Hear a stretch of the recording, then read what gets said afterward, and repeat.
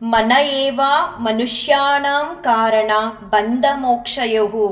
ಶ್ರೀ ಗುರು ರಾಘವೇಂದ್ರಾಯ ನಮಃ. ಎಲ್ಲರಿಗೂ ನಮಸ್ಕಾರಗಳನ್ನ ತಿಳಿಸ್ತಾ ಇವತ್ತಿನ ವಿಡಿಯೋದಲ್ಲಿ ಶ್ರೀಕೃಷ್ಣ ಪರಮಾತ್ಮ ಭಾಗವತದಲ್ಲಿ ಒಂದು ಪ್ರಸಂಗ ಬಂದಾಗ ತನಗೆ ಅತ್ಯಂತ ಪ್ರಿಯನಾದ ಭಕ್ತ ಮತ್ತೆ ಸ್ನೇಹಿತನಾದ ಉದ್ಧವನ್ಗೆ ಒಂದು ಮಾತನ್ನ ತಿಳಿಸ್ತಾನೆ.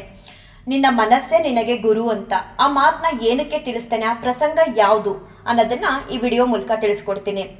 ಶ್ರೀಕೃಷ್ಣ ಪರಮಾತ್ಮನ ಅವತಾರ ಮುಗಿತಾ ಬರುತ್ತೆ.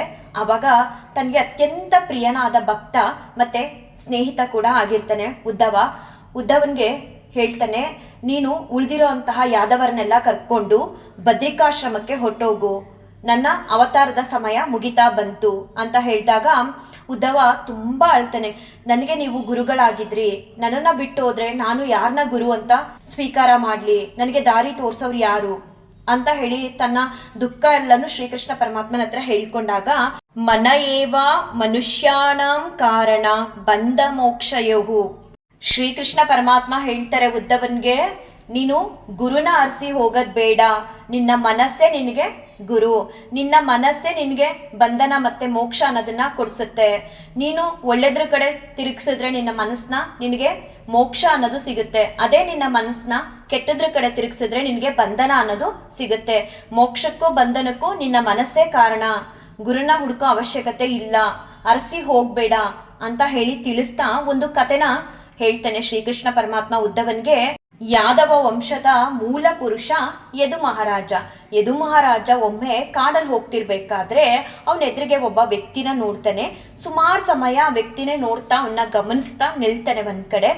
ಆಮೇಲೆ ಆ ವ್ಯಕ್ತಿ ಹತ್ರ ಹೋಗ್ಬಿಟ್ಟು, ಏನಪ್ಪ, ನಾನೊಬ್ಬ ಚಕ್ರವರ್ತಿ ಇದ್ದೀನಿ, ನನಗೆ ಇಲ್ಲದೆ ಇರೋವಂತಹ ಒಂದು ಸಂತೋಷ ನೆಮ್ಮದಿ ನಿನ್ನಲ್ಲಿ ಹೇಗೆ, ಯಾಕಿಷ್ಟು ನೆಮ್ಮದಿಯಿಂದ ಇಷ್ಟು ಸಂತೋಷವಾಗಿದ್ದೀಯಾ ನೀನು, ಮತ್ತೆ ಈ ರೀತಿ ನೀನು ಸಂತೋಷದಿಂದ ಇರೋದಕ್ಕೆ ಯಾರು ಕಾರಣ, ನಿನ್ನ ಗುರುಗಳು ಯಾರು ಅಂತ ಎಲ್ಲ ಕೇಳಿದಾಗ ಆ ವ್ಯಕ್ತಿ ಹೇಳ್ತಾನೆ, ನೋಡಿ ಮಹಾರಾಜ್ರೆ, ನನಗೆ ಯಾರು ಕೂಡ ಗುರು ಅನ್ನೋರಿಲ್ಲ, ಅದರ ಬದಲಾಗಿ ನಾನು ಒಬ್ಬೊಬ್ಬರಿಂದನೂ ಒಂದೊಂದನ್ನ ಕಲಿತೆ ಅಂತ ಹೇಳಿ ತಿಳಿಸ್ತೇನೆ. ಅವಾಗ ಆ ಚಕ್ರವರ್ತಿ ಕೇಳ್ತಾರೆ, ಯಾರಿಂದ ಏನಪ್ಪ ತಿಳ್ಕೊಂಡೆ ನೀನು ಅಂತ ಕೇಳಿದಾಗ ವ್ಯಕ್ತಿ ಹೇಳ್ತಾನೆ, ನೋಡಿ ಮಹಾರಾಜ್ರೆ, ನಾನು ಭೂಮಿ ತಾಯಿಯಿಂದ ಸಹನೆ ಪಾಠನ ಕಲಿತೆ.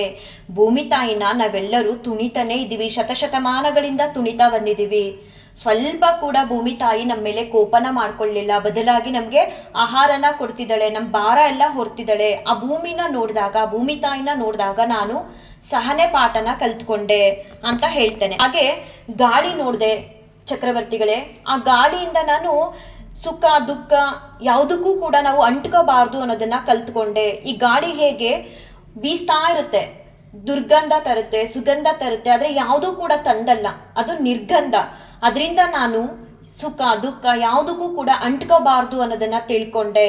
ಆ ಪಾಠನ ನಾನು ಕಲಿತೆ ಚಕ್ರವರ್ತಿಗಳೇ ಅಂತ ತಿಳಿಸ್ತಾ ಮತ್ತೆ ಹೇಳ್ತಾನೆ, ಇನ್ನೊಬ್ರು ಗುರು ಇದ್ದಾರೆ, ಅದರಿಂದ ಕೂಡ ನಾನು ತಿಳ್ಕೊಂಡೆ. ನೀರು ಕೂಡ ನನಗೆ ಒಂದು ರೀತಿ ಗುರುವಾಗಿ ಕಾಣಿಸಿದ್ರು. ಹೇಗೆ ಅಂದರೆ, ನೀರು ಎಷ್ಟು ಸ್ವಚ್ಛವಾಗಿರುತ್ತಲ್ವಾ, ಹಾಗೆ ನಮ್ಮ ಮನಸ್ಸು ಕೂಡ ತಿಳಿಯಾಗಿರ್ಬೇಕು ಅನ್ನೋದನ್ನ ನೀರನ್ನ ನೋಡಿ ಕಲ್ತ್ಕೊಂಡೆ. ಅಷ್ಟು ಮಾತ್ರ ಅಲ್ಲ ಚಕ್ರವರ್ತಿಗಳೇ, ನೀರನ್ನ ನಾವು ಯಾವ ಪಾತ್ರೆಗೆ ಹಾಕಿದ್ರು ಅದೇ ಆಕಾರನ ತಾಳುತ್ತೆ, ಅದನ್ನ ನೋಡಿ ನಾನು ಕಲ್ತ್ಕೊಂಡೆ. ಅದು ಒಂದಲ್ಲ ಇದು ಒಂದಲ್ಲ ಅಂತ ಹೇಳ್ಬಾರ್ದು, ಎಲ್ಲದಕ್ಕೂ ಕೂಡ ಹೊಂದ್ಕೊಂಡು ಹೋಗ್ಬೇಕು ಅನ್ನೋದನ್ನ ತಿಳ್ಕೊಂಡೆ.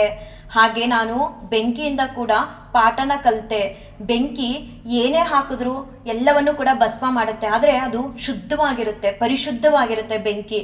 ಹಾಗೆ ಯೋಗಿ ಆದವನು ತನ್ನ ಮನಸ್ಸನ್ನ ಯಾವಾಗಲೂ ಪರಿಶುದ್ಧವಾಗಿ ಇಟ್ಕೋಬೇಕು ಅನ್ನೋದನ್ನ ತಿಳ್ಕೊಂಡೆ ಚಕ್ರವರ್ತಿಗಳೇ. ಮತ್ತೆ ಸೂರ್ಯ ಚಂದ್ರರಿಂದ ನಾನು ತಿಳ್ಕೊಂಡೆ, ಯಾರಿಗೂ ಕೂಡ ತನ್ನಲ್ಲಿ ಸ್ವಾರ್ಥತೆ ಅನ್ನೋದಿಲ್ಲದೆ ಬೆಳಕನ್ನ ಕೊಡ್ತಿದೆ. ಹಾಗೆ ನಾವು ಕೂಡ ಯಾವುದೇ ಸ್ವಾರ್ಥ ಅನ್ನೋದನ್ನ ಇಟ್ಕೊಳ್ದೆ ಏನಾದರೂ ಒಂದು ಒಳ್ಳೇದು ಮಾಡಬೇಕು ಅನ್ನೋದನ್ನ ಕಲ್ತ್ಕೊಂಡೆ. ಹಾಗೆ ಚಕ್ರವರ್ತಿಗಳೇ, ನಾನು ಸಮುದ್ರದಿಂದ ಕೂಡ ಕೆಲವು ಪಾಠನ ಕಲಿತೆ. ಸಮುದ್ರ ನೋಡಿದಿರಲ್ವ ನೀವು, ಪ್ರವಾಹ ಬಂದಾಗ ಎಲ್ಲ ನದಿಗಳು ಬಂದು ಸಮುದ್ರನ ಸೇರುತ್ತೆ. ಅಷ್ಟು ನದಿಗಳು ಸೇರಿದ್ರು ಸಮುದ್ರ ಒಂದು ಚೂರು ಕೂಡ ಉಕ್ಕಲ್ಲ, ಒಂದು ಇಂಚ್ ಕೂಡ ಮೇಲ್ ಬರಲ್ಲ, ಒಂದೇ ಸಮ ಇರುತ್ತೆ. ಅಷ್ಟು ಮಾತ್ರ ಅಲ್ಲ ಚಕ್ರವರ್ತಿಗಳೇ, ಬಿರು ಬೇಸಿಗೆ ಬಂದಾಗ್ಲೂ ಕೂಡ ಸ್ವಲ್ಪ ಕೂಡ ಸಮುದ್ರದಲ್ಲಿ ನೀರು ಇಂಗಲ್ಲ. ಇದನ್ನ ನೋಡಿ ನಾನು ಕಲಿತೆ, ಮನುಷ್ಯನಿಗೆ ಶ್ರೀಮಂತಿಕೆ ಅಥವಾ ದರಿದ್ರತನ ಅನ್ನೋದು ಬಂದಾಗ ಹಿಗ್ಲೂಬಾರ್ದು ಕುಗ್ಲೂಬಾರ್ದು ಅನ್ನೋದನ್ನ ಕಲ್ತ್ಕೊಂಡೆ. ಹಾಗೆ ಚಕ್ರವರ್ತಿಗಳೇ, ನಾನು ಪತಂಗದಿಂದ ಕೂಡ ಇಂದ್ರಿಯಗಳ ನಿಗ್ರಹನ ಹೇಗೆ ಮಾಡ್ಕೋಬೇಕು ಅನ್ನೋದನ್ನ ಕಲ್ತ್ಕೊಂಡೆ. ಪತಂಗ ನೋಡಿದಿರಲ್ವ ಚಕ್ರವರ್ತಿಗಳೇ, ಆ ಪತಂಗಗಳು ಬೆಂಕಿನ ಕಂಡಾಗ ಸತ್ತೋಗ್ತೀವಿ ಅಂತ ಗೊತ್ತಿದ್ರು ಆ ಬೆಂಕಿಗೆ ಆಕರ್ಷಿತ ಆಗಿ ಹೋಗಿ ತಮ್ಮ ಪ್ರಾಣನ ಕಳ್ಕೊಳ್ತವೆ ಪತಂಗಗಳು. ಇದನ್ನ ನೋಡಿ ನಾನು ಕಲ್ತ್ಕೊಂಡೆ ನಮ್ಮ ಇಂದ್ರಿಯಗಳ ನಿಗ್ರಹನ ನಾವು ಹೇಗೆ ಮಾಡ್ಕೋಬೇಕು ಅನ್ನೋದನ್ನ. ಅಷ್ಟು ಮಾತ್ರ ಅಲ್ಲ ಚಕ್ರವರ್ತಿಗಳೇ, ನಾನು ಜೇನುಹುಳುಗಳಿಂದನೂ ಕೆಲವು ಪಾಠನ ಕಲ್ತ್ಕೊಂಡೆ.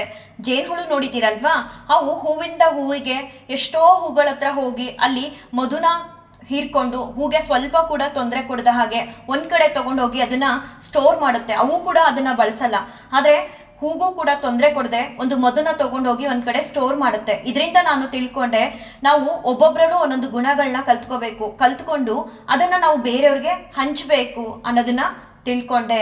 ಇದರಿಂದ ನಾನು ಇಷ್ಟು ನೆಮ್ಮದಿಯಾಗಿ ಇಷ್ಟು ಸಂತೋಷವಾಗಿ ಇದೀನಿ ಚಕ್ರವರ್ತಿಗಳೇ ಅಂತ ಆ ವ್ಯಕ್ತಿ ತಿಳಿಸ್ತಾನೆ. ಶ್ರೀಕೃಷ್ಣ ಪರಮಾತ್ಮ ಈ ಕಥೆನ ಹೇಳ್ತಾ ಉದ್ದವನ್ಗೆ ಹೇಳ್ತಾರೆ, ಪ್ರತಿನಿತ್ಯ ಪ್ರತಿ ಕ್ಷಣ ನಾವು ಕಂಡಿದ್ದು ಮತ್ತೆ ಕೇಳಿದ್ದು ತಿಳಿದಿದ್ದು ಎಲ್ಲವೂ ಕೂಡ ಗುರು ಆಗುತ್ತೆ. ನಿನ್ನ ಮನಸ್ಸು ನಿನ್ನ ಮೋಕ್ಷಕ್ಕೆ ಮತ್ತೆ ನಿನ್ನ ಬಂಧನಕ್ಕೆ ಕಾರಣ ಆಗುತ್ತೆ ಅಂತ ಈ ಕಥೆನ ತಿಳಿಸ್ತಾ ಸಮಾಧಾನನ ಮಾಡ್ತಾನೆ. ನೋಡಿ, ನಾವು ಎಷ್ಟು ಪುಣ್ಯವಂತರು ಅಂದರೆ ಇದನ್ನೆಲ್ಲ ನಾವು ತಿಳ್ಕೊಂಡು ನಮ್ಮ ಮನಸ್ಸನ್ನ ಬಂಧನಕ್ಕೆ ಅಥವಾ ಮೋಕ್ಷದ ಹಾದಿಲಿ ತಗೊಂಡು ಹೋಗ್ತೀವೋ ಇಲ್ವೋ, ಆದರೆ ಗುರುಗಳು ಅಂದರೆ ನಮ್ಮ ರಾಯರು ನಮ್ಮ ಜೊತೆ ಇದ್ದು ನಮ್ಮನ್ನ ಒಂದು ಮೋಕ್ಷದ ಹಾದಿಲಿ ಕರ್ಕೊಂಡು ಹೋಗೋದಕ್ಕೆ ಯಾವಾಗಲೂ ಕೂಡ ಸಿದ್ಧರಾಗಿರ್ತಾರೆ.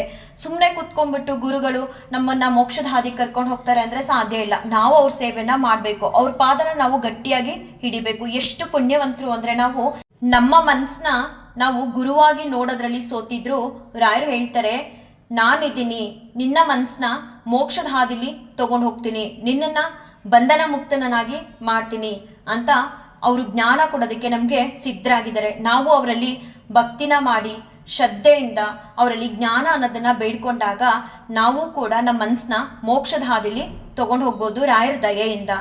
ಮೋಕ್ಷಕ್ಕೂ ಬಂಧನಕ್ಕೂ ಕಾರಣ ಆಗಿರೋ ಈ ಮನಸ್ಸನ್ನ ರಾಯರಿಂದ ಮಾತ್ರ ಮೋಕ್ಷದ ಹಾದಿಲಿ ನಡೆಸೋದಕ್ಕೆ ಸಾಧ್ಯ. ನಮ್ಮ ಸರಿ ತಪ್ಪುಗಳನ್ನ ಸರಿಪಡಿಸಿ ಮೋಕ್ಷದ ಹಾದಿಲಿ ಕರ್ಕೊಂಡು ಹೋಗ್ತಾರೆ.